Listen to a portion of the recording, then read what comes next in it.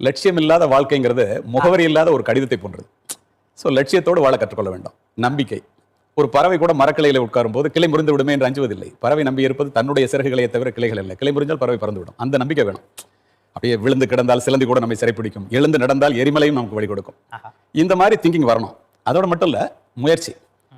கடல்ல ஒருத்தன் குதிச்சு முத்தெடுக்காம வெளியில வந்தா கடல்ல முத்து இல்லைன்னு அர்த்தம் இல்லை. நம்ம முயற்சியில குறைவு தான். அப்ப என்னுடைய முயற்சிகளை நீ பலமுறை கைவிட்டது உண்டு. நான் என்னுடைய முயற்சி ஒரு முறை கூட கைவிட்டதில்லை. ஏன் தெரியுமா? முயற்சி என்பது முடிந்தவரை செய்வதற்கு பேர் முயற்சி அல்ல, முடியும் வரை செய்வதே முயற்சி இல்லையா? நீ பெரிய காரியத்தில் ஈடுபடும் போது இந்த உலகம் உன்னை பார்த்து இது வீண் முயற்சின்னு சொல்லுவோம். நீங்க ஜெயிச்சதுக்கு அப்புறம் அதே உலகம் உங்களை பார்த்து இது விடாமுயற்சின்னு பாராட்டும். இதான் உலகம். ஓட்டப்பந்தய மைதானத்தில் ஒருத்தன் குறைஞ்ச நேரத்தில் வெற்றி கோட்டை கிடக்கிறான்னா அவன் பயிற்சி மைதானத்திலே அதிக வேர்வை சிந்தியவனாகத்தான் இருக்க முடியும். அப்படிப்பட்ட உழைப்பு வேணும். எக்காரணத்தை முன்னிட்டு நேரத்தை வீணாக்க கூடாது.